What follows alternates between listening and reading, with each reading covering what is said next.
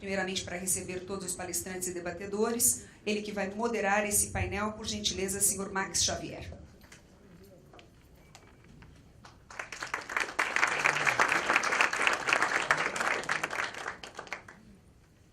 Chamamos também aqui à frente o ministro de Minas e Energia, Bento Albuquerque.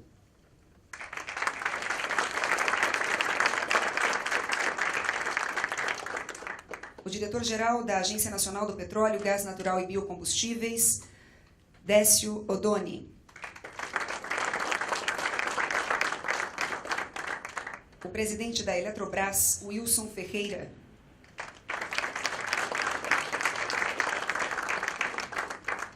Presidente do Conselho Administrativo de Defesa Econômica, Alexandre Barreto.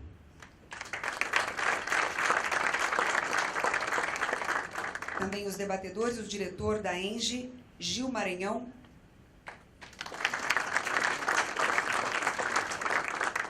E o CEO da ABB, Rafael Paniagua.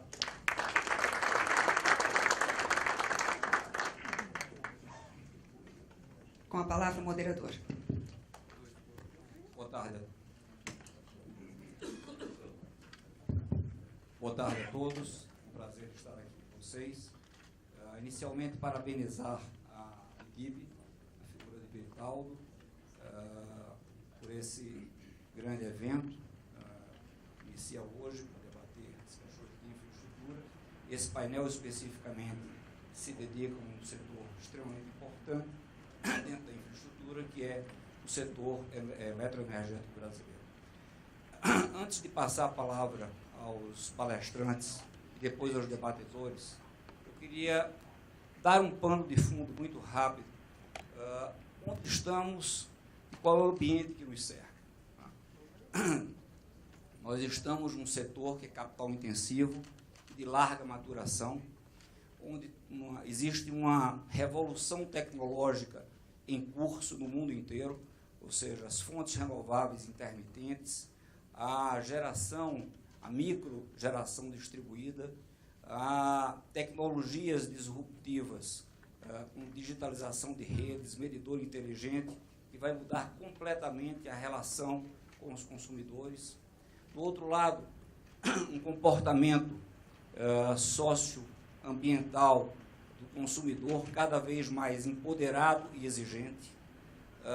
Do ponto de vista do setor macroeconômico, um país que passa 5 anos por uma crise, teve uma recessão profunda nos anos 2015 e 2016. Estava comentando agora há pouco com o Wilson, a indústria, o consumo industrial nas distribuidoras continua andando de lado ou retrocedendo, algo bem preocupante. Nós tivemos, do ponto de vista regulatório no setor elétrico, uma medida provisória 579, que dispensa comentários sobre os seus impactos negativos no setor e dos resultados dos grupos como um todo.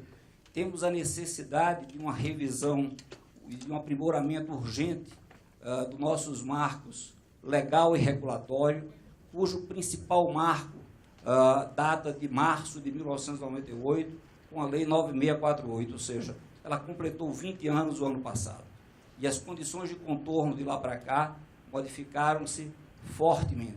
Então, nós precisamos revisitar isso. Um dos pontos, talvez nevrálgicos dessa necessidade, seja a questão do GSF, que foi potencializada pela crise hídrica e pela baixa fluência aos nossos reservatórios nos últimos 5, 6 anos. Quer dizer, a tempestade perfeita.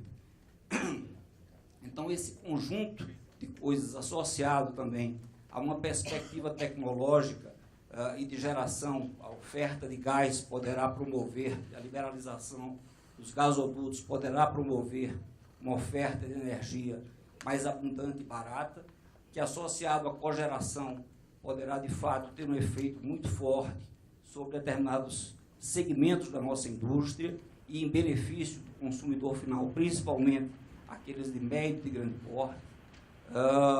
Temos a caminho a questão da mobilidade elétrica, e, com certeza, né, pelo estudo da Agência Internacional de Energia, em 2040, aproximadamente 55% da frota mundial de veículos será elétrica, ou ou seja, estamos falando de algo 20 anos à frente apenas, é algo muito próximo. E isso, de fato, vai impactar também o setor elétrico. Então, são coisas que permeiam esse nosso setor e nós temos que nos perguntar o seguinte: diante desse cenário, tá, que nós estamos vivendo e da perspectiva dele, o que é que leva o investidor a investir, apostar nesse segmento para garantir a nossa adequada expansão, garantindo confiabilidade e qualidade ao nosso sistema? É um sistema que, como eu disse anteriormente, ele é capital intensivo e ele precisa se planejar com a devida antecedência. Então, para isso, nós estamos nesse painel, com 4 palestrantes e 2 debatedores. Vamos aí, mesmo. Eu vou ficar em pé, se vocês não se incomodarem. Talvez fique mais difícil dormir, eu em pé, andando de um lado e para o outro, depois do almoço, para quem almoçou. Mas depois das palavras aqui do nosso controlador do painel, fica fácil e fica difícil também passar uma mensagem aqui. Mas eu, inicialmente, gostaria de agradecer ao Dr. Venilton Tadini, presidente da ABDIB, Associação Brasileira da Infraestrutura e Indústrias de Base, pelo honroso convite que aqui está, ao Dr. Bridaldo Soares, presidente do Conselho de Administração da ABDIB. Eu venho aqui, em nome do Ministério de Minas e Energia, acompanhado de 3 secretários, o doutor Reive Barros, secretário de Planejamento Energético, o secretário de Energia Elétrica, doutor Ricardo Cirino, e o secretário nacional de Mineração, ali, doutor Alexandre Vidigal. O nosso secretário de Petróleo e Gás não está aqui em Brasília, mas veio aqui o doutor João, que é diretor lá da Secretaria de Petróleo, Gás e Biocombustíveis, representando, e eu me sinto muito bem acompanhado e eu espero poder fazer uma apresentação para todos e depois participar desse rico debate e que, se for o caso, eu farei uso aqui dos meus auxiliares. Mas vamos lá, a apresentação, se ela passar. Bom, vamos falar primeiro da agenda, né? Não se preocupe, a agenda parece extensa, mas eu serei bastante breve nas minhas palavras, né? Mas eu pretendo seguir isso aí, que já foi, de certa forma, mencionado, né? De algumas características da nossa matriz energética, o arranjo institucional e governança. Eu acho que isso aí é que atrai o investidor, efetivamente. Tá? Aí falarei um pouquinho de cada um dos setores do Ministério. Bom, qual é a importância do setor energético brasileiro? Né? Os senhores sabem, né, e os que estão aqui presentes estão ávidos para a retomada do crescimento do país, e com essa retomada nós vamos ter que ter o quê? Energia.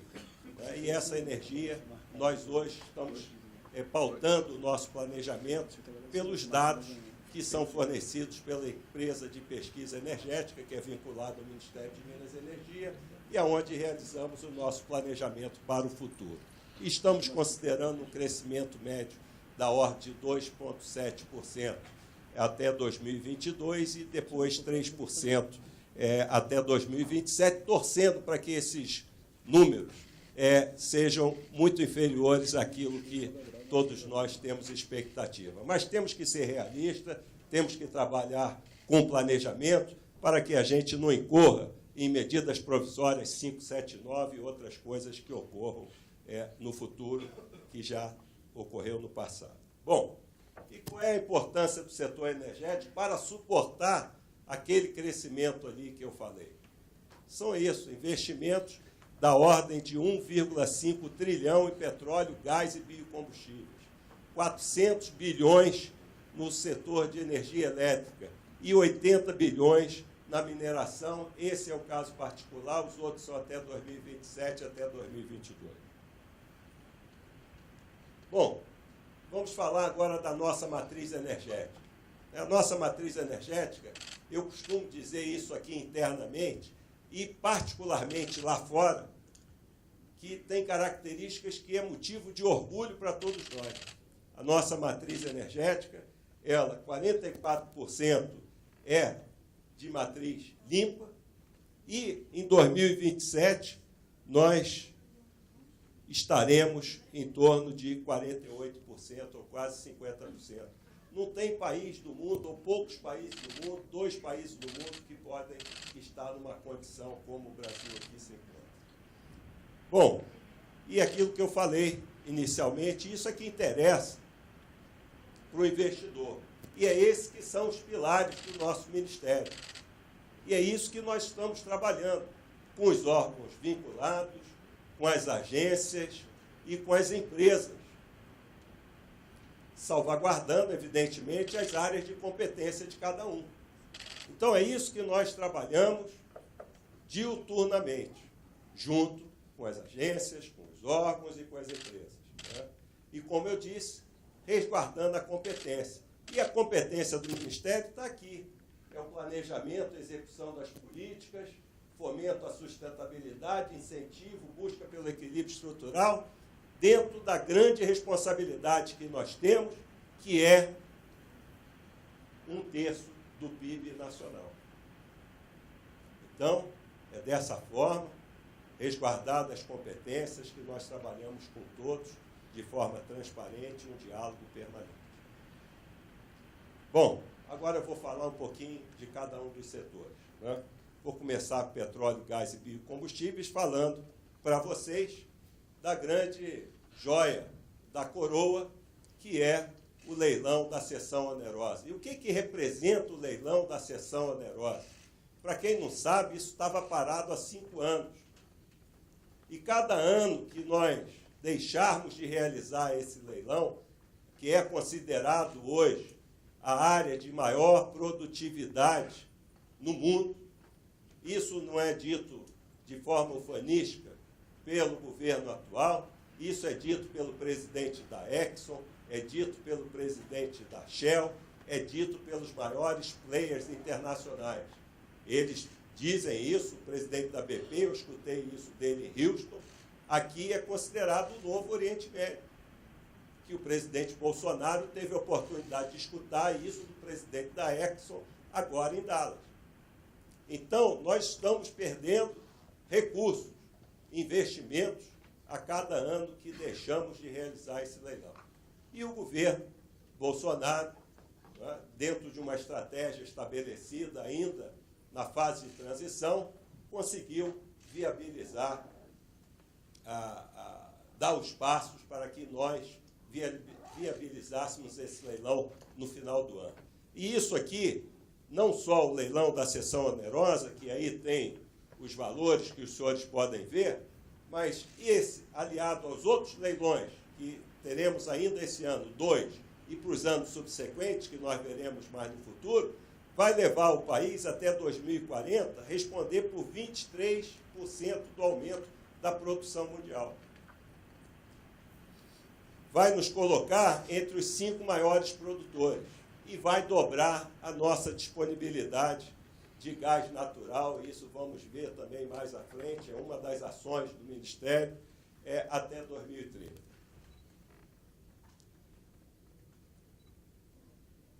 Bom, como eu falei das ações, nós temos 2 ações que eu reputo das ações principais agora no setor de petróleo e gás.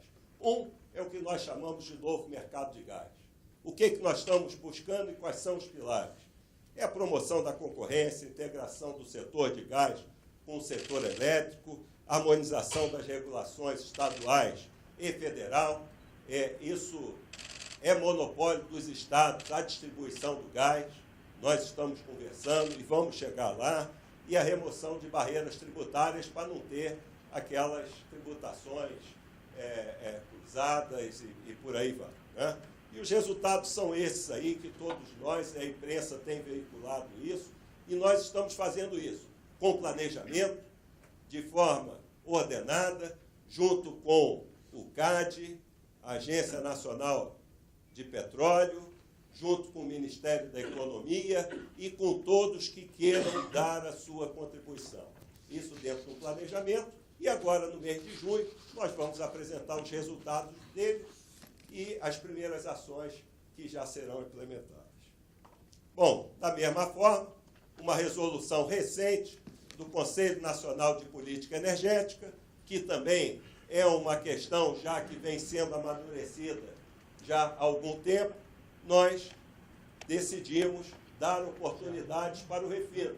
Nós não queremos ter combustíveis de melhor qualidade, temos combustíveis com melhores preços, etc. Então, temos que quebrar o monopólio natural da Petrobras. E essa quebra do monopólio da Petrobras não é uma ação contra a empresa, muito pelo contrário. A empresa tem tido uma participação, porque isso não basta vontade.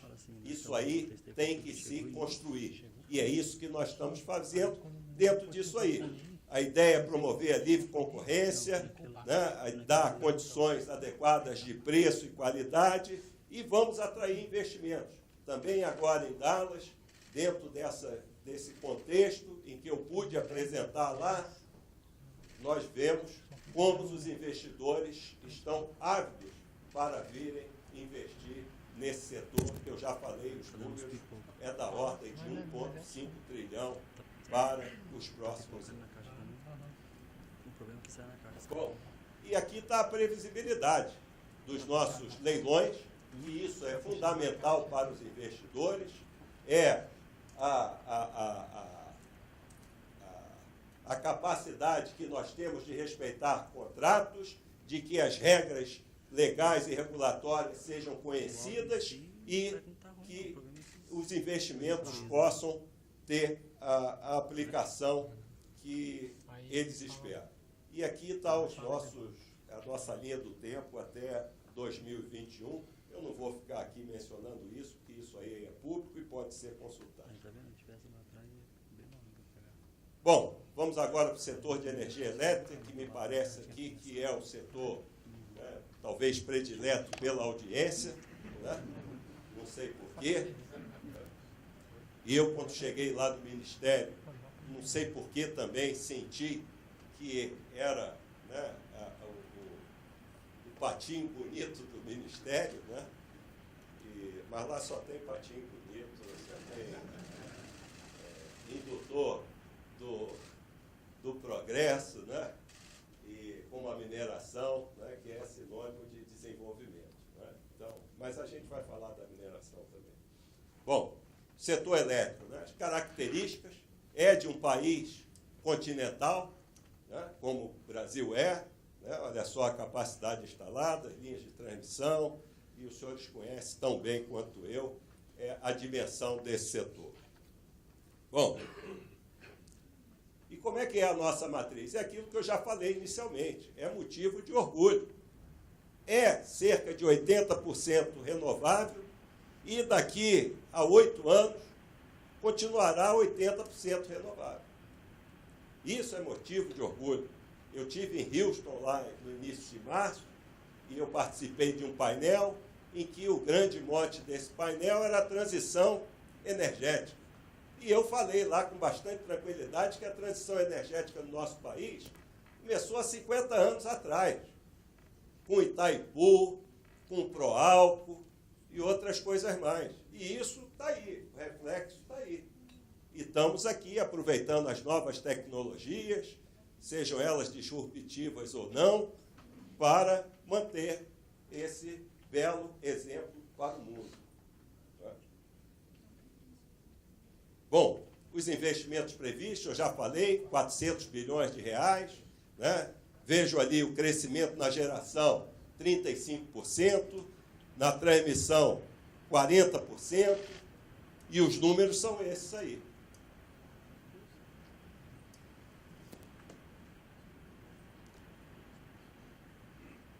Bom, a modernização do setor elétrico já foi dito aqui, e ali, quando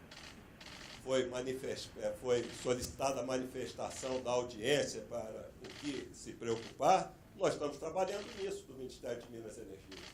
Tem uma portaria que já tem aí, talvez, quase 2 meses, que eu assinei, o tempo passa muito rápido, mas é mais ou menos por aí, e que nós estabelecemos que em 180 dias iríamos tratar de todos esses assuntos, talvez alguns aqui das senhoras e dos senhores já tenho tido a oportunidade de participar de algumas reuniões, mas estamos trabalhando para e passo em cada um desses temas. E vamos também, para e passo, apresentar as ações concretas que vamos desencadear.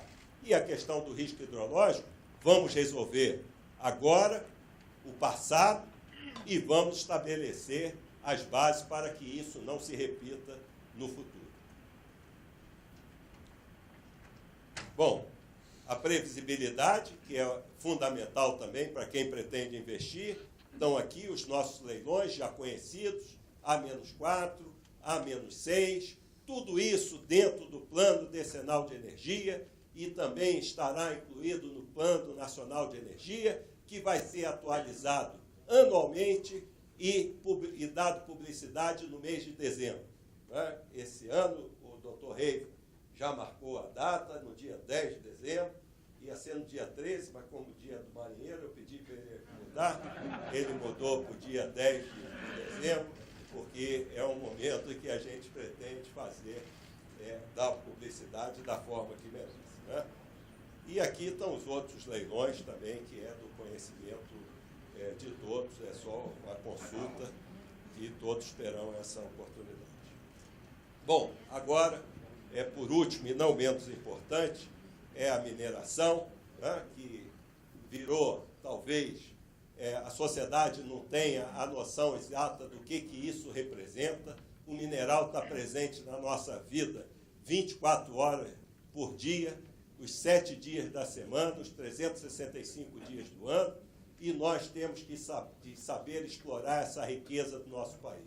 O nosso país tem 50 commodities minerais, 9.400 minas, 2 milhões, quase 3 milhões de pessoas vinculadas direta ou indiretamente ao setor, que corresponde a 4% do PIB, e tem esses números aí que eu não vou ler. Agora, o país é o terceiro maior em valor de produção mineral do mundo, que para mim é motivo de satisfação, mas, por outro lado, nós vemos aqui que nós temos uma margem muito grande para crescer. Olha o Chile, que é o quarto, como está próximo do Brasil. O Brasil tinha que estar próximo ali da Austrália.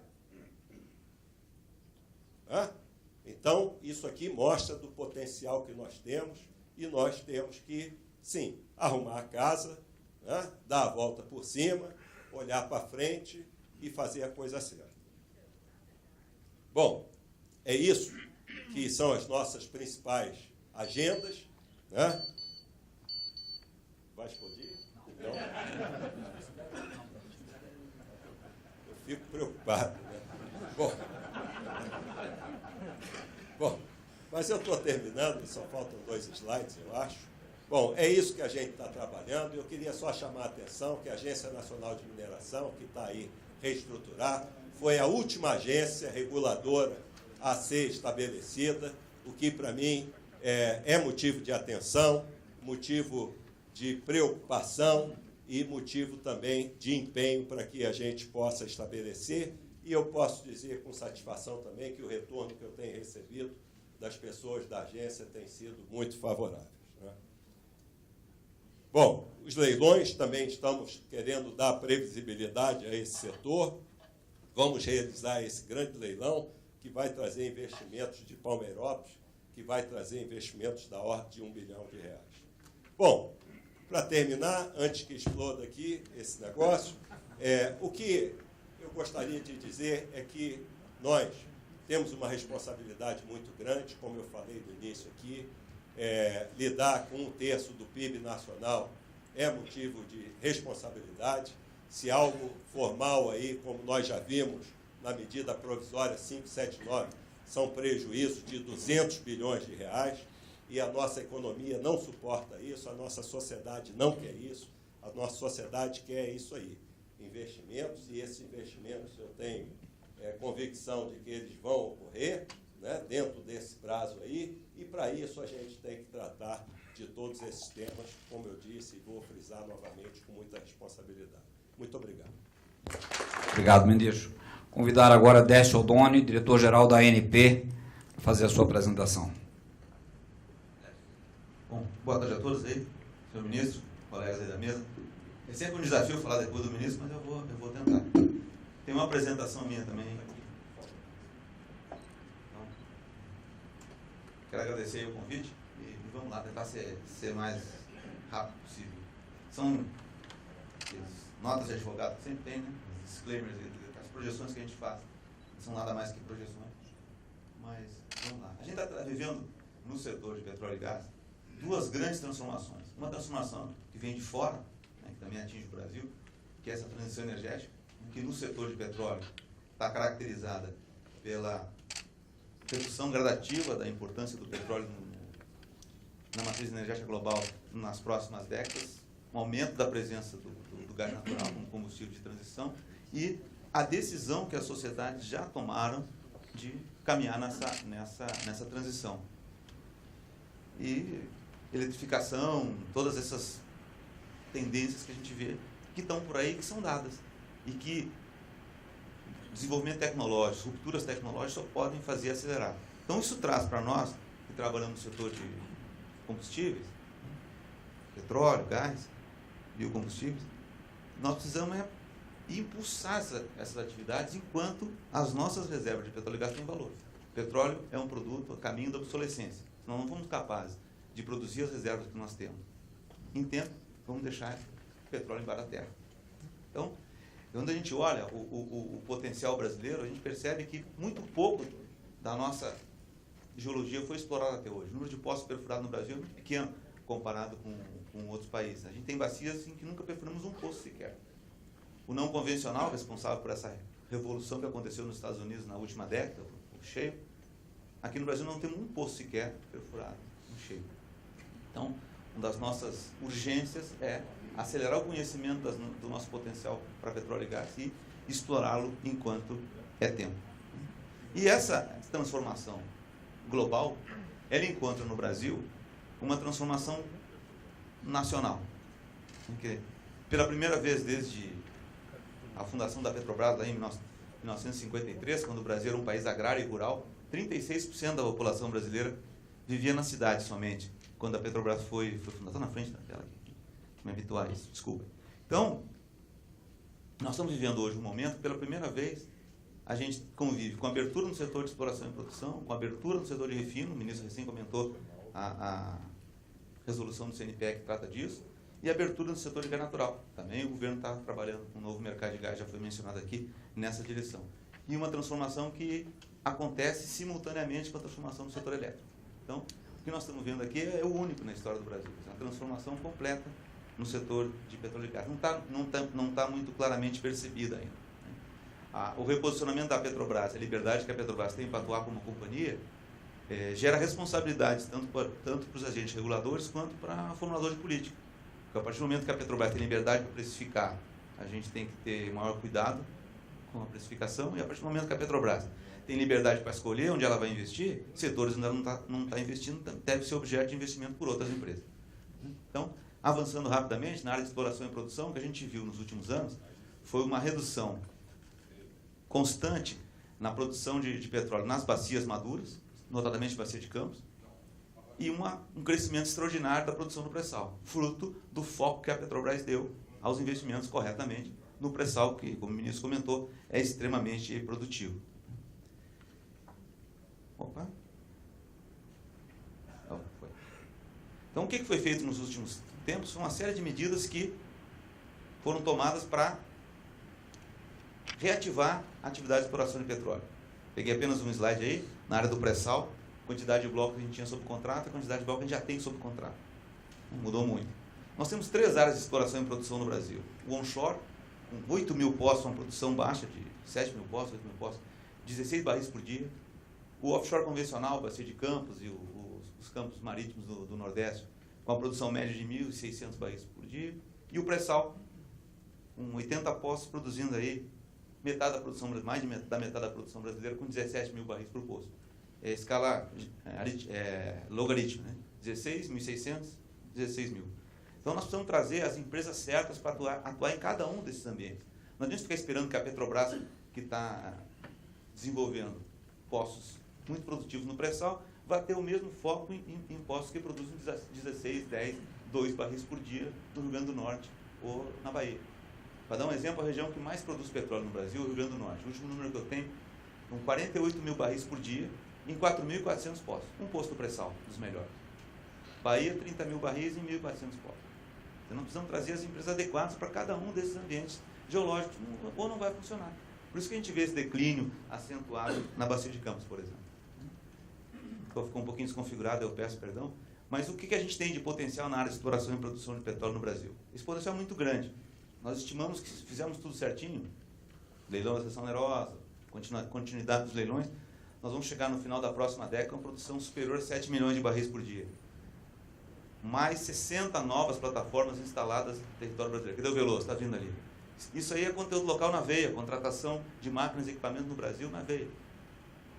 Isso aí já tá contratado ou em curso.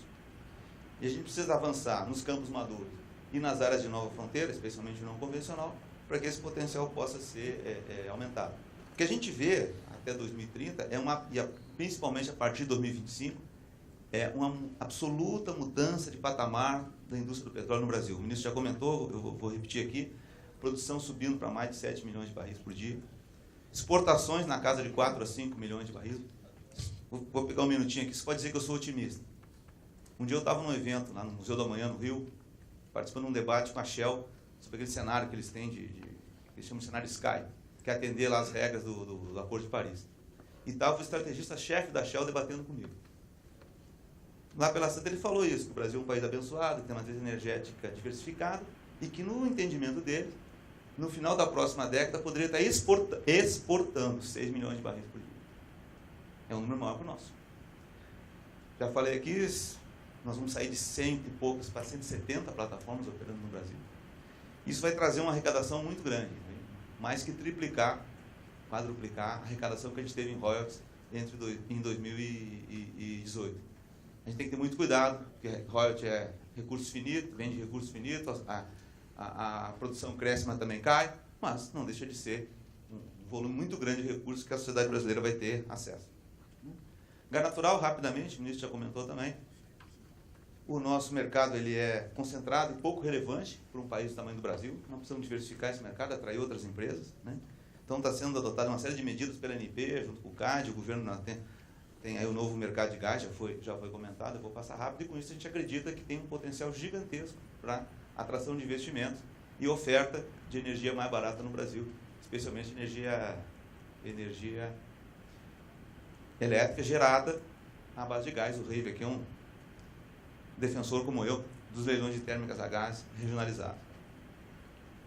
Por fim, abastecimento de combustíveis, e como é um assunto que está na ordem do dia, eu escolhi fazer a abordagem através do cenário de preço, da ótica dos preços dos combustíveis. Então, rapidamente, o preço de combustíveis ele é composto de preço da commodity, impostos e as margens da distribuição e da revenda. Então, se a gente quer otimizar o preço de combustível, temos que trabalhar nas três frentes. O preço de combustível tem que ser justo, né? Como a gente trabalha com commodity e o preço de commodity é dado pelo mercado internacional, nós todos somos tomadores de preço de commodity. Então, quando nós olhamos, no entanto, como evoluiu cada um dos componentes dos preços desde 2013, aí tem a commodity, os tributos estaduais e federais, as margens. A gente percebe que desde 2013 foi um movimento contínuo de aumento de praticamente todos os componentes dos preços. O único fator que não subiu no Brasil desde 2013 foi o tributo federal no gás de cozinha residencial. Os outros todos subiram. Fruto também do aumento de preço das commodities. Desde 2002, os preços são livres no Brasil, né? Mas a Petrobras tem 98% de capacidade de refino. Nós, apesar de sermos um exportador relevante de petróleo, nós importamos derivado por falta de refinarias. E ao ser importador, somos tomadores de preço. Então, nós temos aqui a paridade de importação como a referência, porque nós precisamos trazer produto de fora. As margens da distribuição da revenda são formadas livremente no mercado e a base de cálculo do ICMS é revisada quinzenalmente. quando a gente olha ao longo do tempo, desde 2002, vou tentar correr aqui que falta só 2 minutos, nós vemos que durante a maior parte do tempo, especialmente desde 2008, os preços nossos estão desalinhados dos preços internacionais. Esse é o preço do diesel, em verde está o Brasil, azul e vermelho está os Estados Unidos e a Europa, e a gente percebe que desde 2008, na esmagadora maioria do tempo, nós tivemos bem descolados no mercado internacional. E, coincidentemente, nas 2 recessões que a gente teve no Brasil, os preços estavam muito acima do mercado internacional. E o lado positivo é que a gente vê que, de algum tempo para cá, com a maior transparência na divulgação desses preços, nós estamos vendo preços mais alinhados. Peguei um extrato lá de um relatório do Ministério de Minas e Energia, que eu gosto de mostrar, que é a comparação do preço do diesel e da gasolina no Brasil em 2015 e 2017, em que os nossos preços domésticos, sem considerar os impostos, estavam bem acima dos preços dos países da OCDE. Então, a adoção da transparência, a sociedade conhecendo isso, visualizando isso, dificulta a prática de preço, seja muito acima, seja muito abaixo dos preços das commodities no mercado internacional.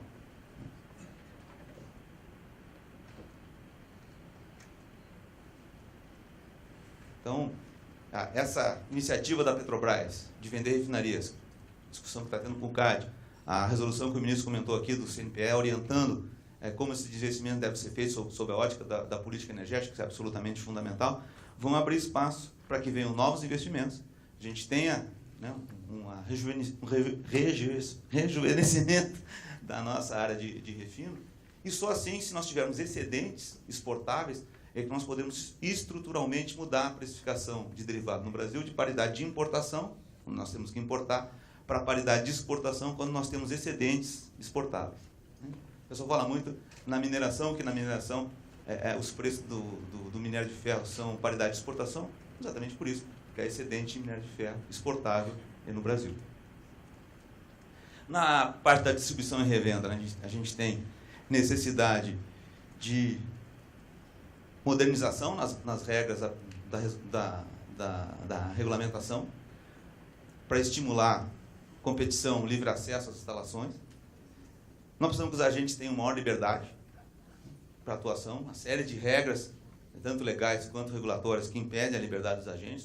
O próprio CAD fez uma avaliação aí, o ano passado, sugeriu 9 medidas para que a gente avalie, algumas delas nessa direção de dar maior liberdade para os agentes. A gente precisa que os volumes cresçam e a gente precisa que haja investimentos também na logística, para que essa eficiência logística maior possa se traduzir em redução das margens de distribuição de revenda. Já estourou meu tempo aqui, a bomba não explodiu, acho que era só contra o ministro aí a ameaça. Mas eu vou tentar ir rápido aqui. Questão de impostos, né? A gente tem um sistema tributário em que há muita diferença de alíquota de ICMS entre os estados, isso incentiva a sonegação. O ICMS atua como um alavancador dos preços para cima e para baixo, aumentando a volatilidade dos preços e a volatilidade da arrecadação dos estados. Então, a adoção de valor fixo de ICMS, um advent, que se chama, no lugar de um percentual, ajudaria muito na manutenção de uma maior estabilidade nos preços dos combustíveis. E a monofasia tributária e a aproximação ou uniformização das alíquotas de ICMS ajudaria a diminuir o estímulo à sonegação e atrairia com maior facilidade investimentos, tanto para o refino quanto para a logística. Só para terminar, não quer que eu termine. A gente está vivendo um momento único no Brasil. Como já comentei no início, é a maior transformação que o nosso setor já viveu, complementando a abertura iniciada em 97. A gente tem oportunidade na exploração e produção, no refino, no gás, para novas companhias de serviço, com toda essa indústria 4.0, digitalização, inteligência artificial, um novo ambiente de prestação de serviço no Brasil. E o último slide meu só para lembrar, foi falado aqui, que o país tem potencial para atrair 1,5 trilhão de investimentos. Se a gente colocar um refino, petroquímica junto, logística, nós temos potencial para atrair 2 trilhões de investimentos nos próximos 10 anos, somados ali ao que está programado para o setor de petróleo, gás natural e biocombustíveis. A gente isso, somar petroquímica e logística. É muito investimento. E a gente precisa de muitas empresas investindo no Brasil para que isso possa acontecer. Muito obrigado pela atenção. Obrigado, Décio. Convidar o Wilson Ferreira, presidente da Petrobras, próximo palestrante.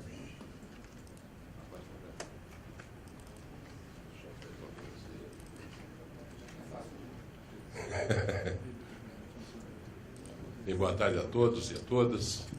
saudar aqui o Britaldo, agradecer aqui pelo convite, saudar os nossos colegas debatedores em nome do ministro. Bem, eu venho trazer aqui um pouco da perspectiva da Eletrobras, né, olhando a partir aí do final do ano, onde ela passou a ter, eu diria assim, novas perspectivas focadas no tema da geração e da transmissão. Ele começou com 12 para nós aqui, você viu aqui. Eu vou passar rápido, basicamente um pouco dessa nossa agenda, falando um pouco de expectativas futuras do setor, como a companhia se preparou para olhar os novos negócios e os principais desafios do nosso setor para a retomada desses investimentos. Lembrar, em termos de perspectiva, que a Eletrobras recentemente, fruto do seu planejamento estratégico, atualizou seus direcionadores estratégicos. Eu acho que aqui é importante colocar a missão da companhia de atuar nos mercados de forma integrada, rentável e sustentável. Quis caracterizar o tema da visão de longo prazo. A companhia tem uma perspectiva, à luz disso o ministro, da particularidade da nossa matriz. Ela pode ser uma das 3 empresas mundiais mais renováveis e mais limpas do mundo na área de geração. E pode, no caminho que a gente está traçando, ser uma das 10 maiores empresas de energia do mundo. Então, são perspectivas importantes para o país, com foco em valores, foco em resultado, ética e transparência, o tema do comprometimento, da valorização e comprometimento das pessoas, tema da inovação e da sustentabilidade. Então, são novas marcas que a gente quer incorporar à Eletrobras. Já é uma empresa grande, né, mas no processo ou de capitalização ou de privatização, nós estamos falando aqui de uma companhia que hoje no Brasil tem 164 mil megawatts, ela tem 30% dessa participação, sem, óbvio, por conta de qualquer um desses processos. Itaipu e Eletronuclear tem que ser colocados de forma separada a essa nova Eletrobras. Nós estamos falando de uma companhia que tem 24% do mercado brasileiro, sendo 17% já contratado. Então, o volume que ela teria livre para competir é de 7%. Então, é bastante inferior àquilo que a própria imprensa, às vezes, de forma equivocada, coloca. Acho que é muito importante pegar desses últimos anos essa perspectiva. A companhia, todos os projetos hidrelétricos que nós estávamos envolvidos, todos eles ela terminou. E agora nós estamos aqui num ano importante, aqui estão todas as marcas, mas eu queria dizer muito brevemente, acho que já no mês de junho nós devemos estar inaugurando a 14ª máquina de Belo Monte. Nós entregaremos Belo Monte até o final do ano, ela entra em operação comercial no mês de janeiro, a 18ª máquina. Com a 14ª nós já seremos a maior usina brasileira, vai passar Tucuruí. Um conjunto grande de parques eólicos que nós também estamos entregando neste ano. Acho também que estamos nesse momento aqui enchendo o lago de Sinop para entrar em operação já comercial total em setembro, e de um investimento total, só desse conjunto de usinas, de 65 bilhões. O que é que vai ficar faltando? A usina de Angra, que nós pretendemos já no segundo semestre, fruto de um esforço coletivo aqui do Ministério de Minas e Energias e do PPI, temos uma concorrência internacional para selecionar um novo sócio. Quer dizer, a energia do futuro está aqui, de alguma maneira, sendo cultivada. A Eletrobras, só neste ano aqui, está adicionando 2.300 megawatts, praticamente, até 2026, mais 3.800, e neste ano, 2 bilhões e 750. É muito importante falar assim, olha, estamos investindo menos, vocês vão ver, mas estamos concluindo e terminando as obras. Isso é muito importante. No setor de transmissão, também uma perspectiva muito boa.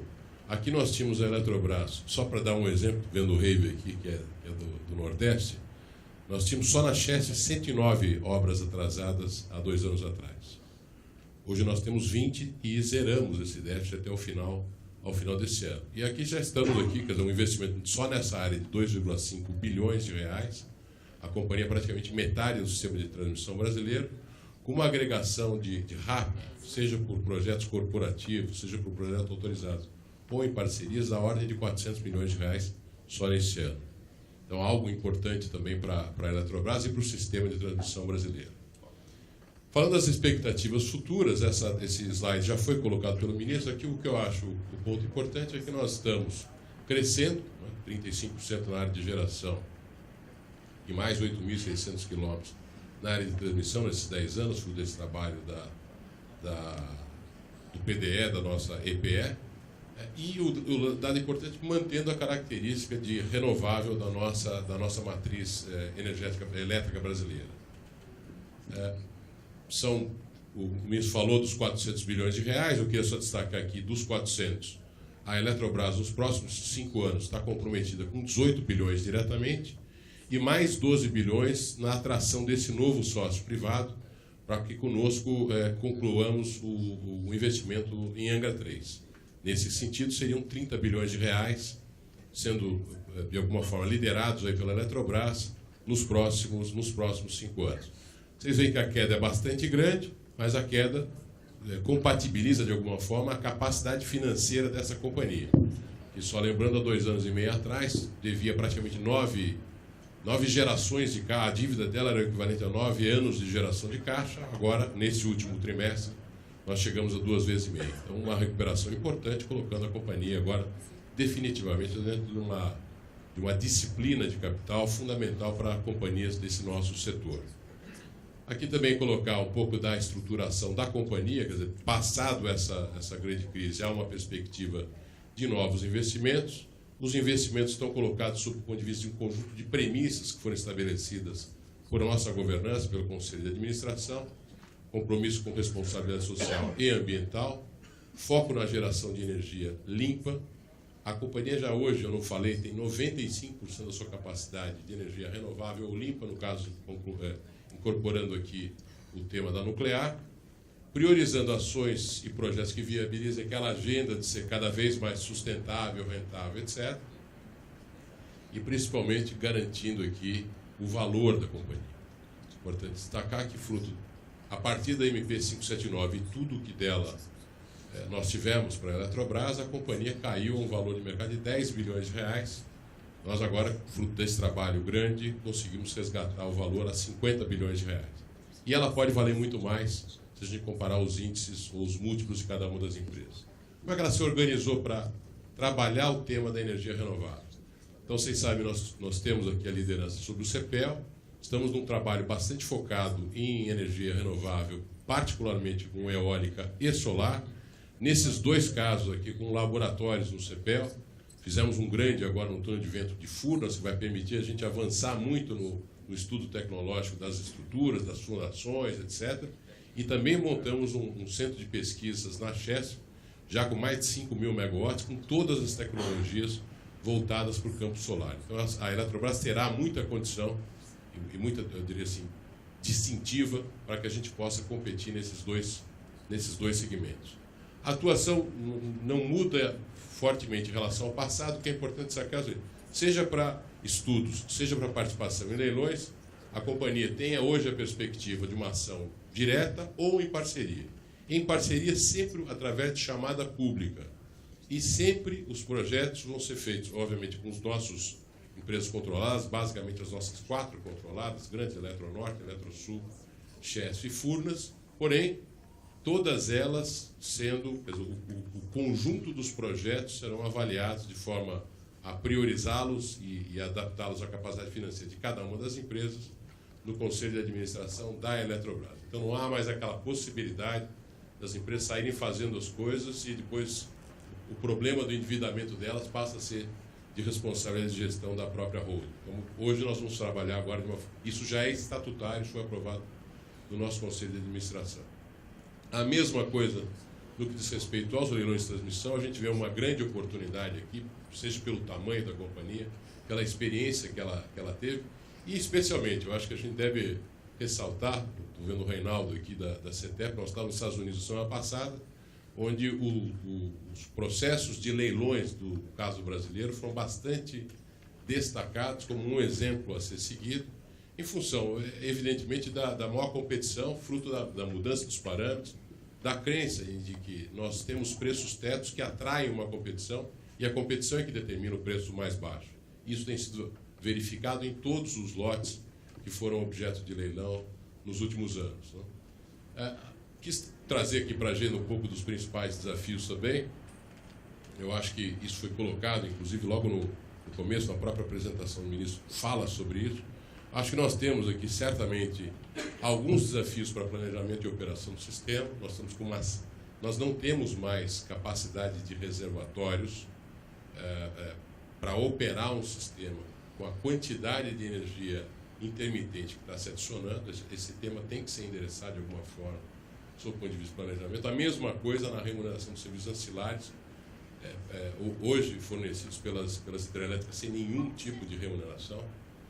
A atualização do marco legal, muito se fala, nós já temos aqui uma boa base que foi feito aqui a CP33, então esse tema vai ser fundamental para os próximos anos.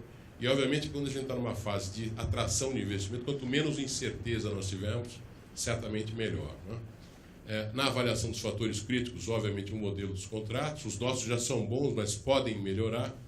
O equacionamento das questões, a única linha, eu falei assim, nós não vamos terminar, nós vamos retomar agora a Angra e vamos ficar com a pendência de uma linha de transmissão, exatamente o linhão Manaus-Boa Vista, onde a gente tem exatamente esse problema, a questão do corredor ambiental, da questão indígena, que tem sido objeto da atenção. Eu acho que hoje nós vamos ter a licença muito brevemente, mas ficamos 8 anos sem conseguir trabalhar nesse tema, né?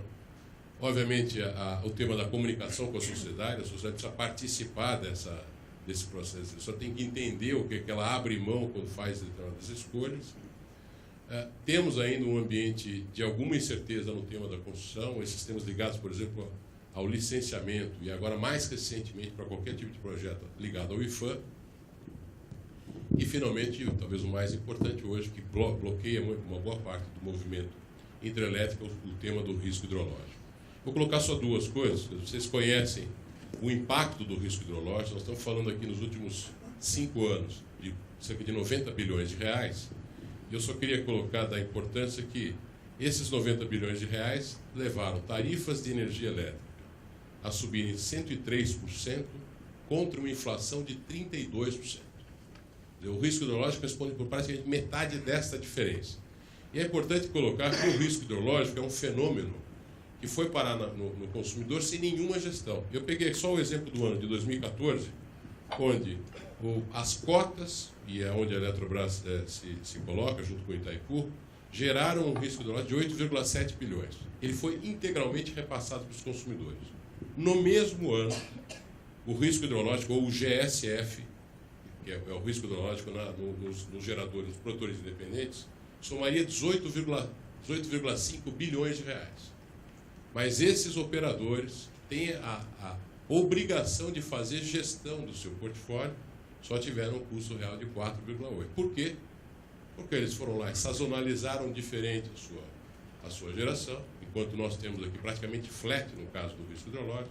Eles podem operar no mercado de curto prazo, eles podem fazer swap de posição, enfim. Há um conjunto de coisas que, se você tem a responsabilidade, você faz. Se você não tem, e no caso, além de não ter, não pode fazer, você repara. E esse foi o ônus que passou para o consumidor, e é irreparável, está acontecendo todos os anos, e como vocês viram no gráfico anterior, ainda está aumentando. Só terminando aqui, esse é meu último slide, é só para mostrar, esses temas todos têm impacto. A Eletrobras é o principal detentor aqui de registro de ativos para efeito de desenvolvimento. Se a gente olhar nos últimos 5 anos, nós saímos de 25 mil megawatts de potência nos projetos que tínhamos, rendimento hidrelétrico eram 32, caímos para 14, 15 mil megawatts, uma redução de 37% ou de 9 mil. Lembrando que uma das grandes qualidades da nossa matriz é exatamente o fato de ela ser hidrelétrica e todas as vantagens que ela traz para o país. Isso não é uma situação que a gente possa se conformar. Há que se fazer alguma coisa, e eu não tenho dúvida que as prioridades que estão colocadas aqui pelo Ministério, e a Eletrobras certamente contribui com isso, estão na direção de a gente mudar essa figura que está aqui colocada. Era isso aí. Muito obrigado, então, a cada um de vocês. Passar a palavra agora para Alexandre Barreto, presidente do CAD. Alexandre. Não vou usar a apresentação. Obrigado. Meus caros, boa tarde a todos. Cumprimentar meus colegas de mesa, especialmente o ministro de Minas e Energia. Pedir desculpas a todos, mas eu não vou fazer o uso do audiovisual. Tem que confiar na memória do que eu tenho para falar aqui para vocês. Mas, enfim, vou ser bastante conciso, bastante resumido na minha apresentação. Vou falar um pouco sobre a atuação do Conselho Administrativo de Defesa Econômica, que é a autoridade antitrânsito nacional vinculada ao Ministério da Justiça, especialmente as ações que temos levado a cabo nos últimos anos e o nosso planejamento para os próximos anos nas áreas de energia e eletricidade, principalmente combustíveis e eletricidade, área de energia como um todo, perdão. Como eu disse, o CAD é responsável pela política antitrust nacional. Essa atividade gira em torno de 3 eixos principais de atuação: análise de fusões e aquisições no mercado nacional, ou que tem um impacto no mercado nacional, investigação e julgamento de ilícitos, infrações praticadas contra a ordem econômica, cartel, por exemplo, é o mais clássico e talvez o mais danoso dos ilícitos praticados contra a economia, e a nossa atividade de advocacia da concorrência, ou melhor explicando, ações levadas pelo CAD, em conjunto com outros órgãos de governo, visando a promoção de um ambiente de maior competitividade na economia nacional. E para cada um desses exemplos, que estão interligados, obviamente vou fazer o link com o assunto que nos interessa aqui, que é energia. Análise de fusões e aquisições. Todo desinvestimento, todo processo de fusão, todo processo de aquisição que envolva empresas com faturamento acima de 700 milhões de reais devem ser submetidos previamente à análise do CAD. Isso seguindo um padrão internacional. O objetivo dessa análise é impedir previamente a formação de arranjos econômicos que possam, em tese, trazer prejuízos para a concorrência, para a competitividade nacional. No ano de 2018, analisamos cerca de 400 atos de concentração no Brasil, processos complexos, que, muito embora complexos, envolvendo, como eu disse, empresas com faturamento muito alto, foram analisadas, ministro, num prazo médio de 27 dias. Um dos menores prazos do mundo, tenho orgulho em dizer isso. Aliás, orgulho também, sempre enorme motivo de satisfação falar pelo CAD que temos resultados que nos colocam entre as 10 melhores agências antitruste do mundo. Prazo de 27 dias, ministro, por vezes menor do que muitas prefeituras levam para emitir um alvará de funcionamento. Desses 400 casos analisados no ano de 2018, cerca de 10% deles envolveram no setor de energia, eletricidade ou óleo e gás. Não identificamos, em grande parte desses casos, nenhum problema de ordem concorrencial que tenha trazido impacto nas análises das concentrações. Muito embora observamos com enorme satisfação a incorporação cada vez maior nas empresas no mercado nacional da análise do risco concorrencial na modelagem do negócio. Isso é importantíssimo enfatizar nesse momento, porque estamos diante de uma agenda bastante robusta de privatização, da qual temos participado de maneira ativa, em conjunto com diversos ministérios, Ministério de Energia, Ministério da Economia principalmente, na contribuição da modelagem dos editais de privatização. A gente tem 2 exemplos muito recentes no setor de energia que demonstram a preocupação que deve acompanhar a modelagem da privatização. Lembrando que o objetivo do processo de privatização, atualmente em desenho, em planejamento, é não apenas desinvestir em empresas estatais para gerar caixa, mas principalmente é a criação de um ambiente mais competitivo no mercado nacional que permita o pleno desenvolvimento da economia. Esse ano tivemos um exemplo no setor de eletricidade que demonstra a necessidade de preocupação com aspectos concorrenciais nos modelos de privatização, quando da venda da distribuidora de energia do estado do Amazonas, tivemos uma denúncia específica no CAD, onde haveria um problema de concentração vertical pelo fato de a empresa que venceu a licitação também seria fornecedora de geradores de energia, e no caso do Amazonas, dado o fato de muitos municípios estarem isolados do sistema nacional, isso poderia levar a algum tipo de fechamento, tanto no upstream quanto no downstream. Isso motivou a verificação do CAD dessa privatização especificamente. Decisão foi tomada há cerca de 2 meses, não se verificou nenhum problema que levasse a qualquer tipo de restrição a essa privatização, mas despertou a atenção para a necessidade da análise do risco concorrencial nos modelos de privatização. Temos atacado essa questão, temos endereçado problemas em potencial que possam vir a ocorrer na modelagem dos diversos editais de privatização. Um outro exemplo que também vale a pena citar, em 2017, a Petrobras teve um plano de venda da distribuidora de gás liquefeito de petróleo, a Liquigás. Foi feito um bid nacional. A empresa que ofereceu o maior lance no bid, uma empresa privada, um caso já julgado, pode ser citado, ofereceu um valor muito mais alto do que o próprio valuation da empresa, que, olhando ao passado, é fácil dizer, demonstra que o lance ele foi muito mais para aquisição de valor valor de mercado, não, de participação de mercado em si, do que o valor da empresa. A empresa resultante da operação teria cerca de 50% do mercado nacional de gás de cozinha. Quase óbvio, e a decisão do CAD foi no sentido de que essa operação não poderia ter sido concretizada. A Petrobras perdeu vários meses na discussão desse negócio. Se tivesse levantado risco concorrencial ao início, talvez tivesse tomado uma outra decisão. Pois bem, fechando então esse ciclo de fusões e aquisições, enfatizo que, nos próximos anos, todos os casos de privatização serão acompanhados pelo CAD para aprovação em si, e os desenhos dos editais estão sendo realizados em conjunto com o CAD, de certa forma. No segundo eixo de atuação, em investigação e julgamento de condutas concorrenciais. O setor elétrico, pelas próprias características do setor, se tratar de um monopólio natural, não temos casos a serem verificados no CAD, não há exemplos dignos de nota, mas no setor de combustíveis, sim. São dezenas de casos, tanto com relação à revenda de combustíveis, com relação à distribuição de combustíveis, e que levam à constatação de que, sim, trata-se de um problema e que deve ser verificado pelo CAD. E com isso eu já passo para o terceiro eixo, dado que o tempo é bastante resumido, e talvez o principal ponto que eu tenho para apresentar aqui, que é a partir da constatação de que, sim, temos um problema de mercado, temos um problema no setor de revenda de combustíveis, que tem um impacto enorme na economia nacional, há a necessidade de uma atuação proativa do CAD na identificação dos motivos desses problemas e a atuação nas causas desses problemas.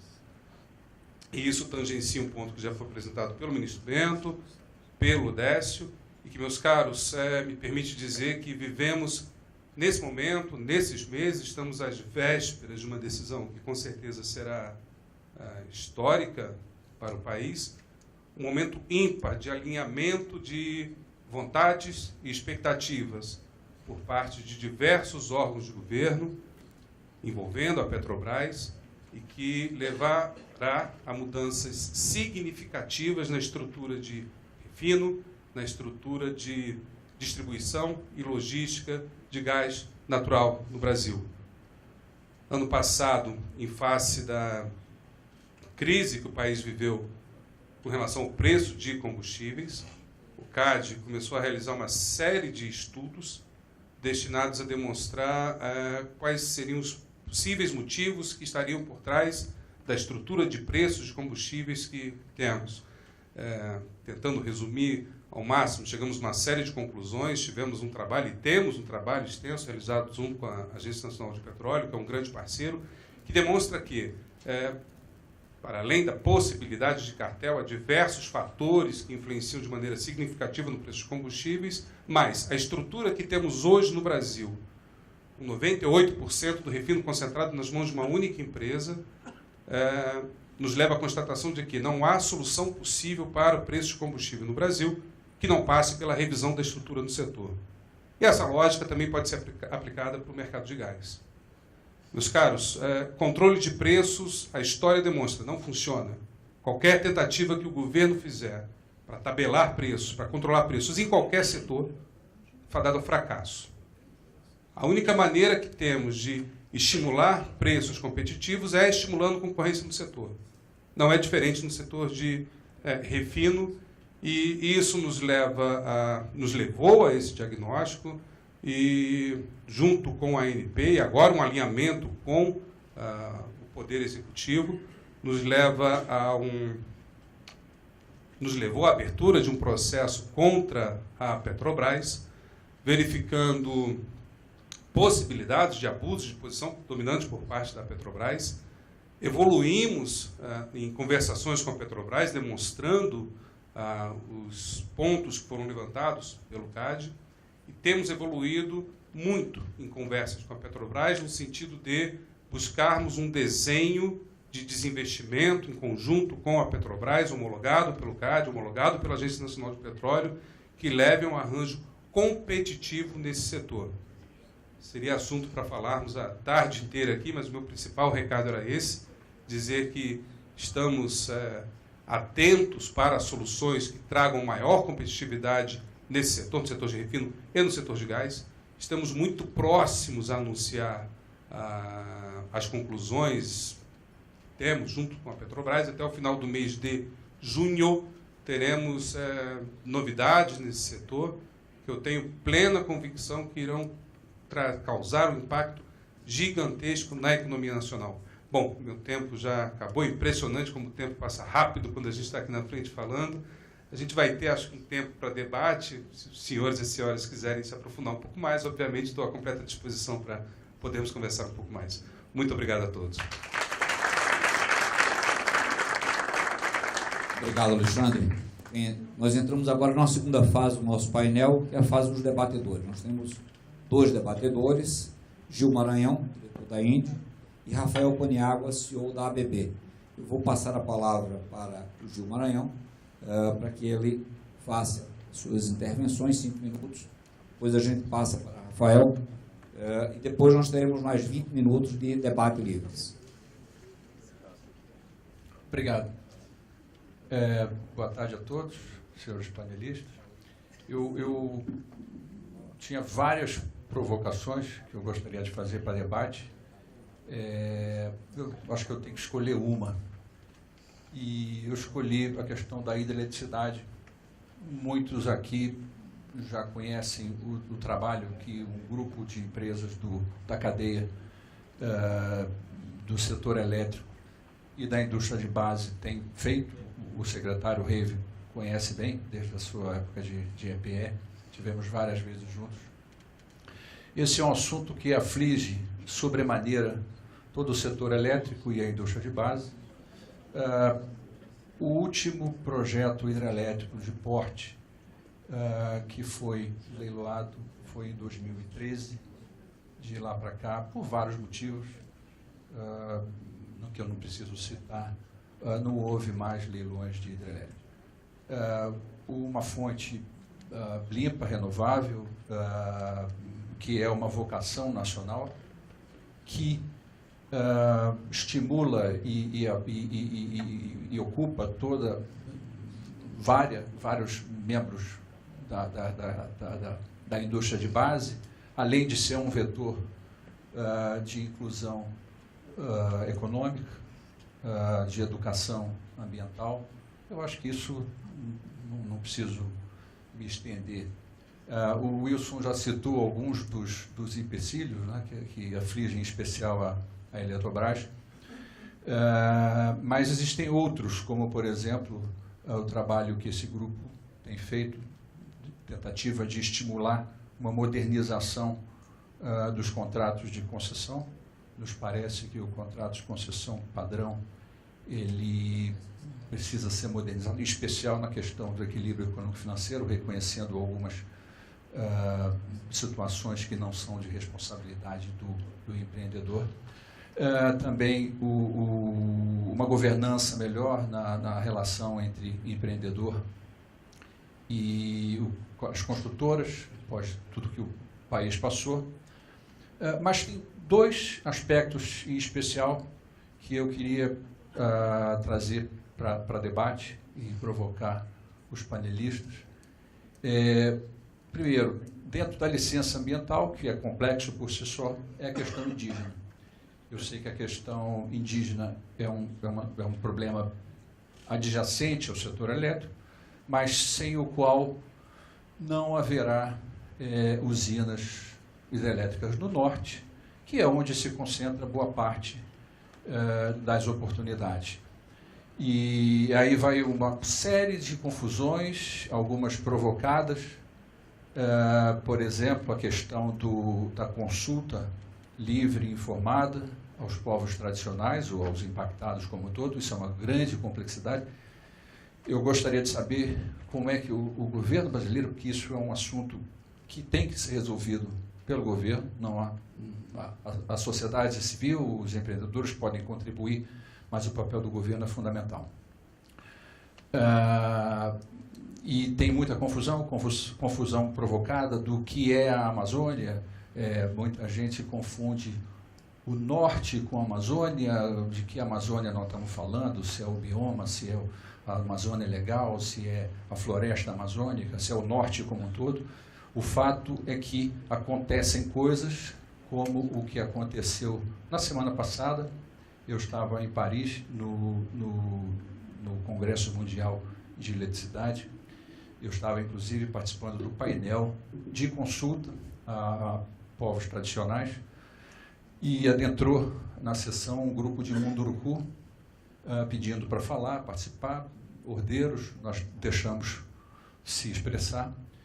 Mas o que me surpreendeu, o que me deixou perplexo, e algumas coisas ainda me deixam perplexo, foi que eles estavam sendo liderados por uma ONG americana em que o sujeito só falava inglês. Essas coisas são muito estranhas, mas ainda acontecem no Brasil. Então, o primeiro ponto é esse, da questão como nós vamos tratar os índios. Segundo ponto, preparação de projetos. Acabou-se o estoque de projetos prontos para leilão. Os projetos, os senhores sabem, precisam, para preparar os EVTEs e os EIA-RIMAs, de 3 a 4 anos. Nossa estimativa é que sejam demandados de 30 a 40 milhões por projeto. Quem fazia essa preparação para leilão não faz mais, fazia em outro ambiente.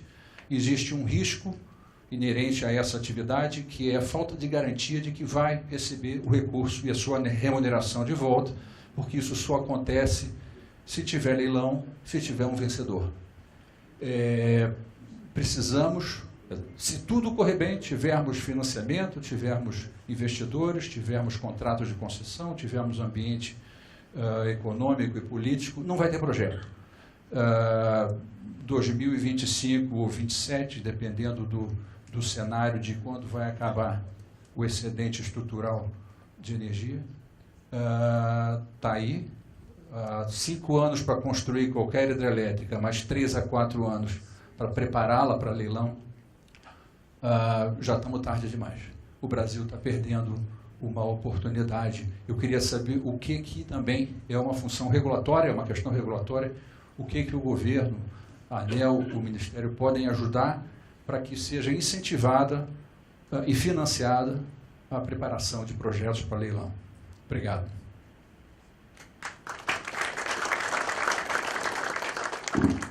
Passar a palavra para Rafael Paniago, CEO da ABB, segundo debatedor. Boa tarde a todos. Queria cumprimentar ao ministro Minas e Energia e agradecer a todo o time de ATIVI, em seu presidente Britaldo. Muito obrigado, boa tarde a todos. Bom, como nosso colega panelista também falou, nós podemos falar muito aqui, mas temos que eleger algum tema específico. Eu queria fazer a provocação e focar em uma área quizá a mais perto de nós, que é a de inovação, tecnologia e a produtividade que nos conllevaria. E nós aqui falamos toda a tarde hoje muito bom de bilhões de investimento e, em geral, falamos de investimentos, muitos investimentos para expansão de nossa rede, expansão de nossa geração, expansão de nossa rede. Todo isso nós temos que estar muito orgulhosos de grande expansão de nossa rede. Eu acho que há uma área importante onde nós temos que focar também, nós temos que atrair novos investidores, é certo, temos que atrair novos investidores, mas nós temos que também cuidar dos investidores que hoje temos. Nós temos que cuidar também dos ativos que hoje temos. É certo que la demanda va a duplicar en los próximos 15 o 20 años, las personas que van a estar en las clases medias van a tener mayor bienestar y vamos a tener consumos, vamos a tener mayores energías renovables, limpias. También es importante que nos tengamos una regulación que sea bien atractiva para nos atraer innovación en los emprendimientos que nos tenemos. Algunos de ellos son grandes emprendimientos que están funcionando muchos años, pero que con esta innovación, digitalización, nos vamos a ganar eficiencia, nos vamos a ganar productividad. Al final, eficiencia y productividad es lo que nos ayuda a mejorar nuestra competitividad. Nos estamos bien orgullosos, somos los más orgullosos. Hemos destacado muchas veces aquí de la hidroeléctrica que más megavatios produce en el mundo. Itaipú, la hidroeléctrica que más megavatios por año produce en el mundo. También es cierto que nos transmitimos en corriente continua desde esa hidroeléctrica con la tecnología que fue pionera en el mundo, construida por nuestra empresa hace 45 años. Y es felizmente la tecnología pionera, pero infelizmente la única que no ha sido renovada desde entonces. Entonces, yo creo que el mensaje aquí, la provocación aquí es: nós tenemos que trabajar mucho en la expansión, nós tenemos que trabajar mucho en atraer nuevos investidores. Nós no podemos descuidar que haciendo investimentos en renovación, haciendo investimentos en digitalización, haciendo investimentos, prepararemos nuestra red, prepararemos nuestra network, nuestras oportunidades para el futuro, para nuevas tecnologías que tienen que venir por la frente, como las baterías, el almacenamiento, la movilidad eléctrica, los carros eléctricos, la mayor complejidad de redes con consumidores y productores intercambiando los papeles, y que con todas estas innovaciones nos podemos asegurar tener una confiabilidad en el sistema muy alta, tener una buena productividad y al final tener una competitividad que es la que nos espera.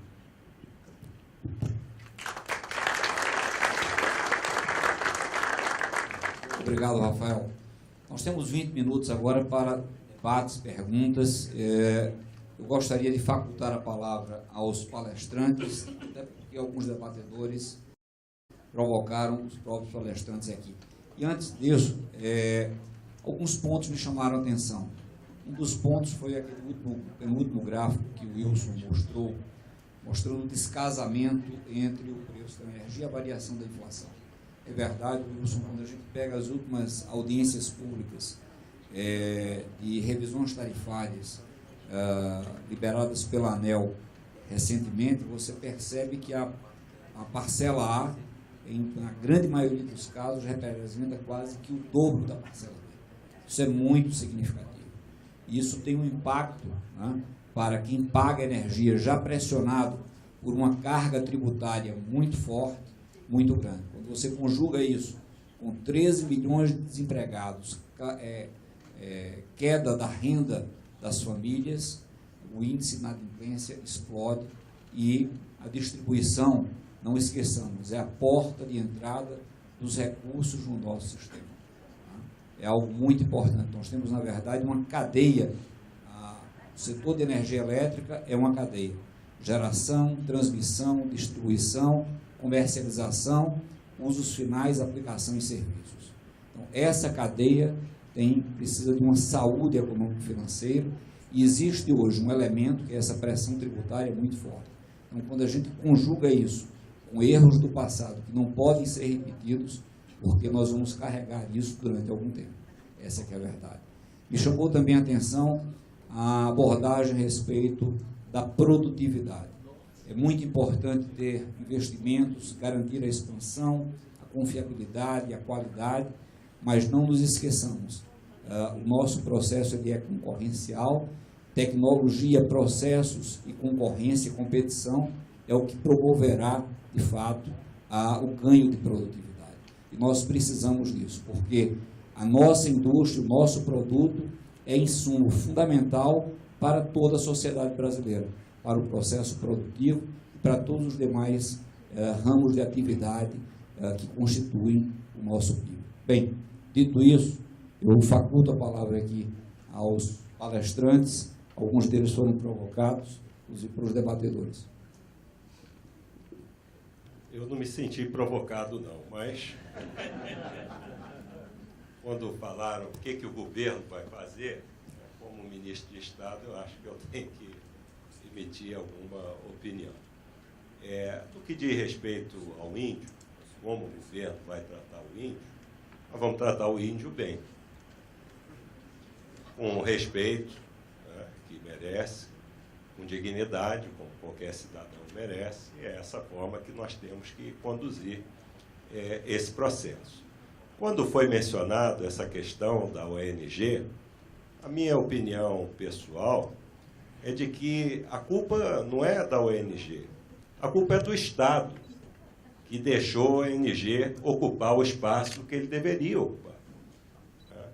Quando a gente viaja por aí, eu tive a oportunidade de ir a Roraima há pouco tempo atrás, inclusive com parte dos meus assessores, dos secretários, para ver lá a situação de Roraima, até para dar uma satisfação à sociedade de Roraima. Eu tive a oportunidade de me encontrar com vários grupos indígenas que não estavam ali com a ONG, nos procurando o Estado, procurando o governo, para que nós permitíssemos a eles que eles pudessem executar, ter uma atividade econômica que lhes trouxesse sustentabilidade, que trouxesse desenvolvimento e integração.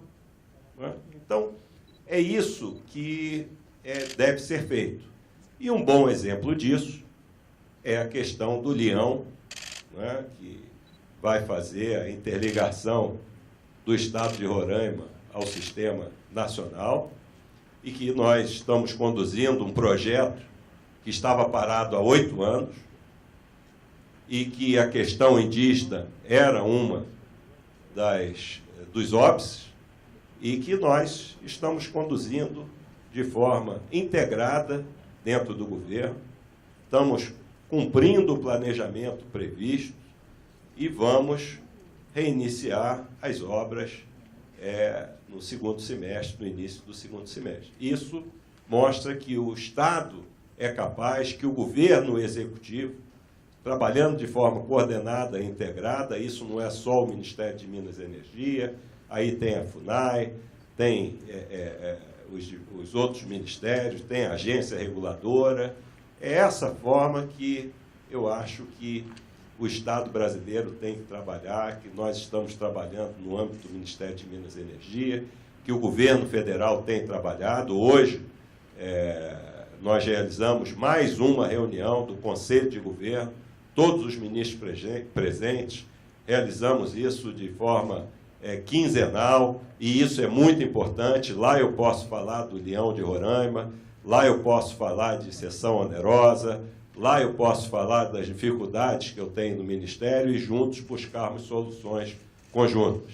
E essa questão indígena, ela transcende muito e ela faz parte da nossa agenda de governo e vamos trabalhar isso, como eu disse, vamos tratá-los bem, vamos tratá-los com respeito, dignidade e, mais do que isso, vamos dar oportunidade a essas comunidades para que elas sejam efetivamente integradas à sociedade brasileira e não dependem de organizações, que há algumas delas que prestam bons serviços, mas que não fiquem à mercê de interesses escusos, como nós vemos que, no caso aí das atividades econômicas ilegais, que degradam o meio ambiente, não trazem prosperidade nem desenvolvimento a essas regiões. E é isso que nós vamos buscar e estamos já realizando algum trabalho nesse sentido. No que diz respeito, daqui a pouco eu vou ter que sair, né? Então eu vou me autoprovocar aqui e falar da questão que foi mencionada aqui muitas vezes, do risco hidrológico.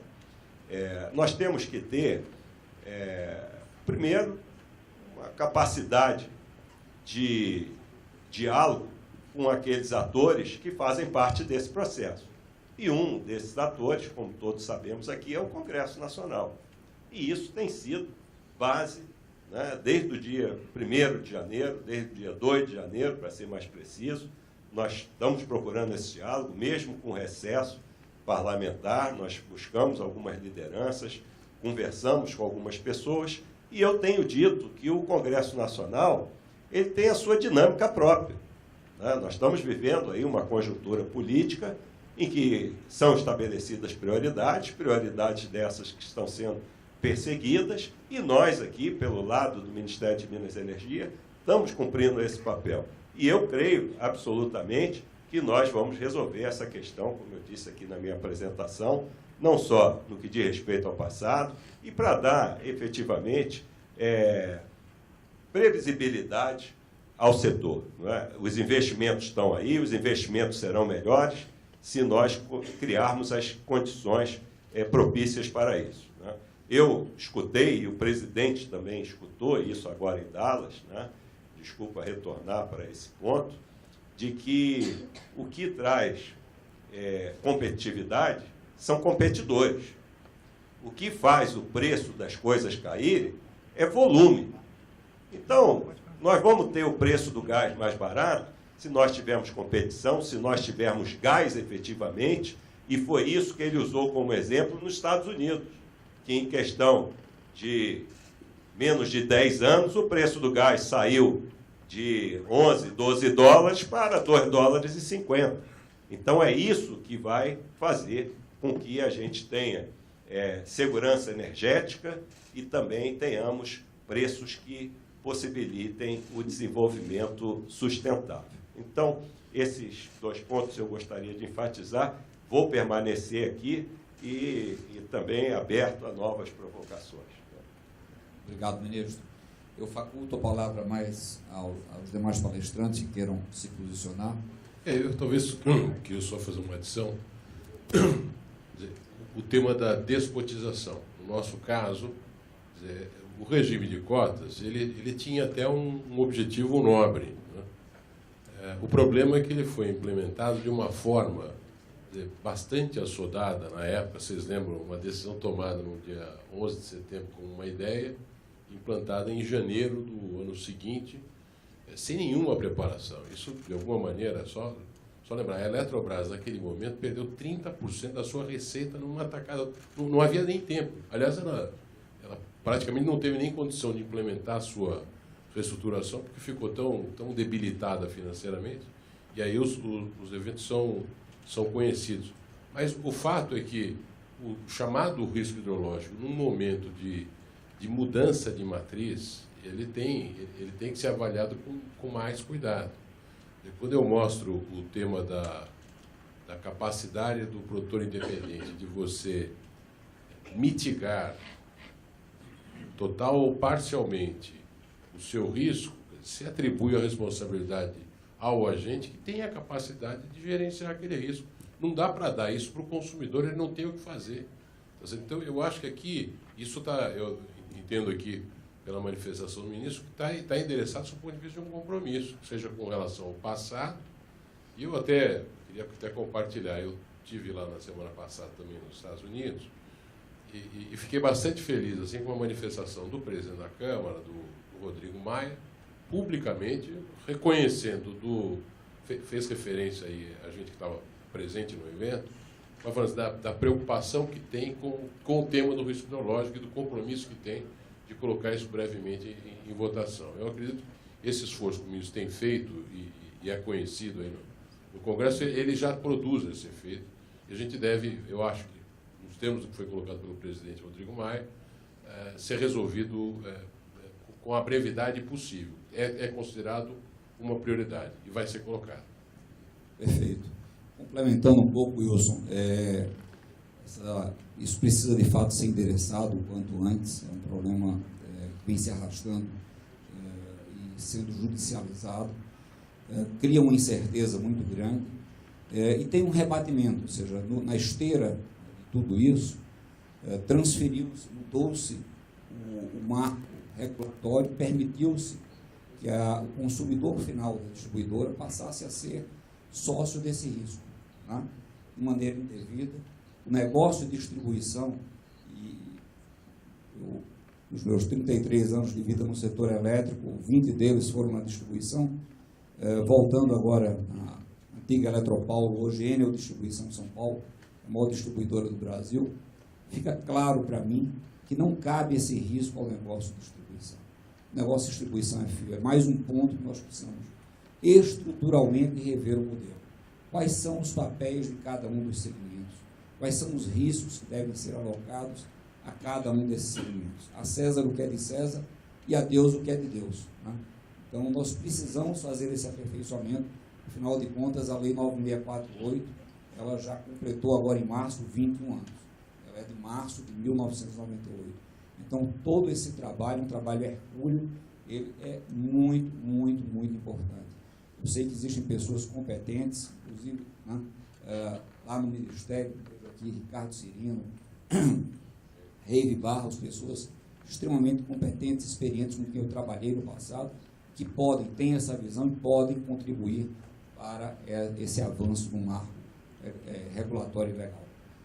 Eu gostaria agora de abrir perguntas ao nosso público.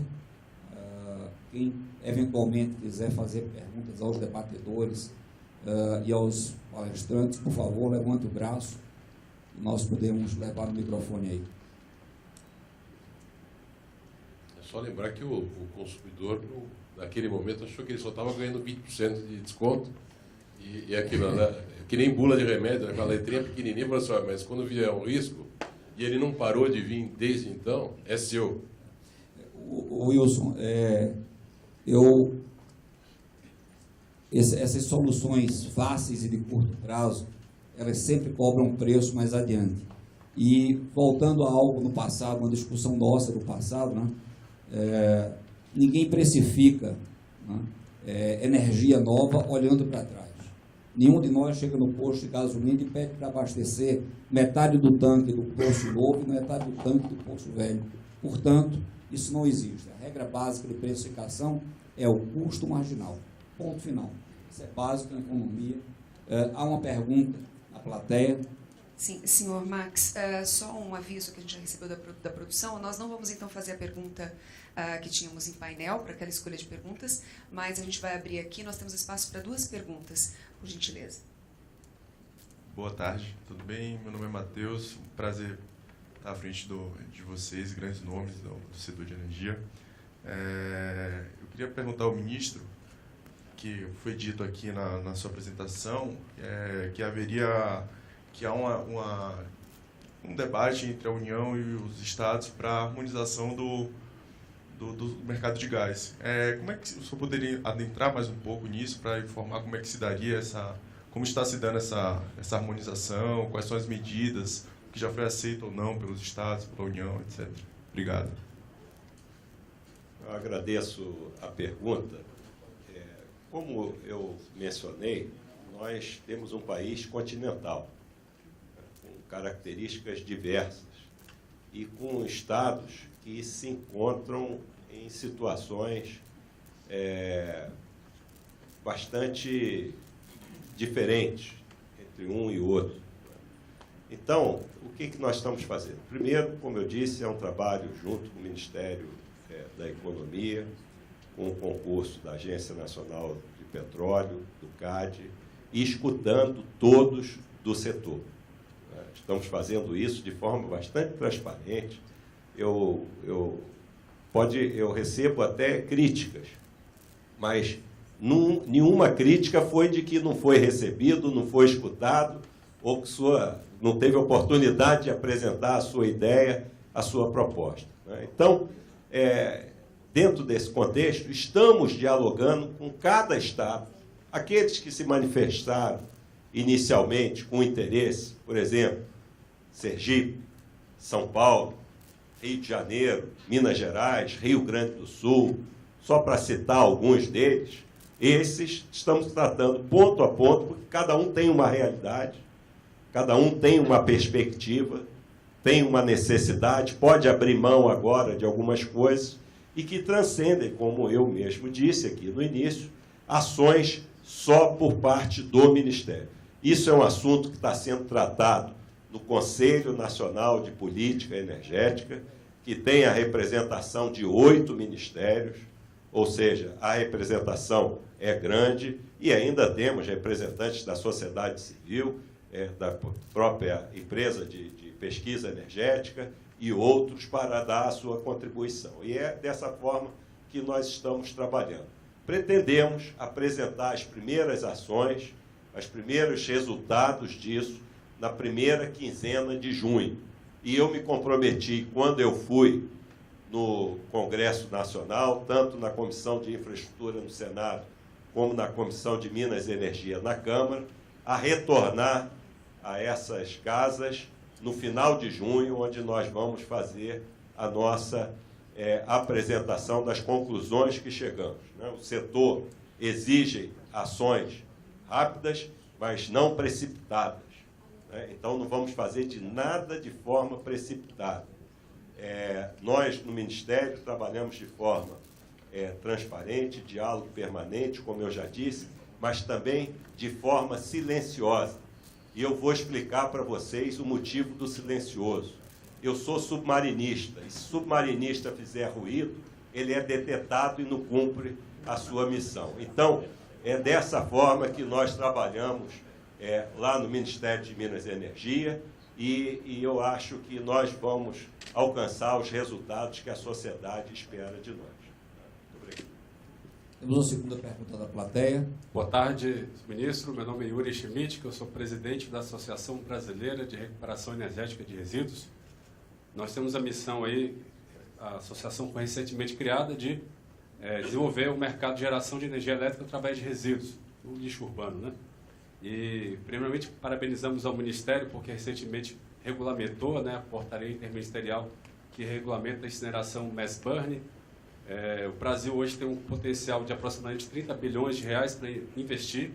A minha pergunta vem: o que esse Ministério pode estar fazendo para viabilizar o financiamento, o Project Finance, através do PDE e também de um programa de governo específico de incentivos?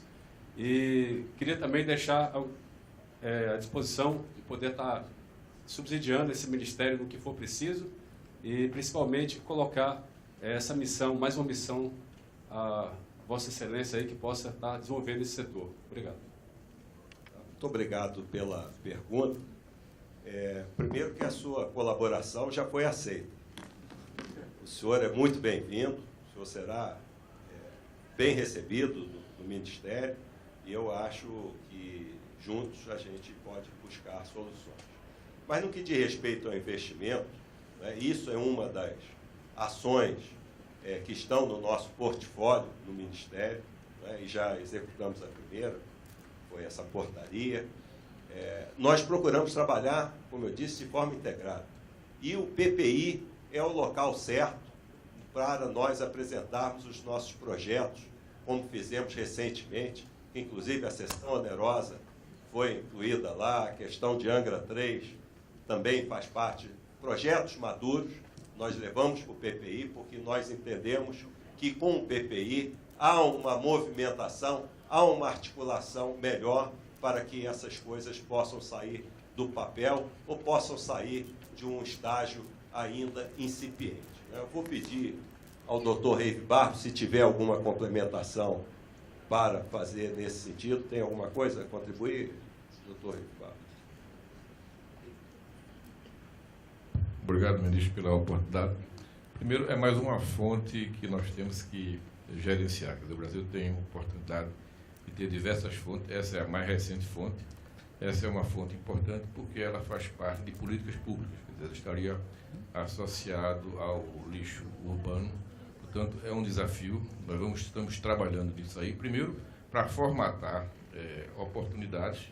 E aí, uma vez formatada essa oportunidade, conhecendo, nós já conhecemos todo o potencial, identificar a forma que nós vamos incluir, aí que é o seu grande desejo, no Plano Decenal da Energia, porque aí sim, dá visibilidade, e estando no Plano Decenal da Energia, nós vamos criar a oportunidade para que essa fonte participe dos futuros leilões de energia.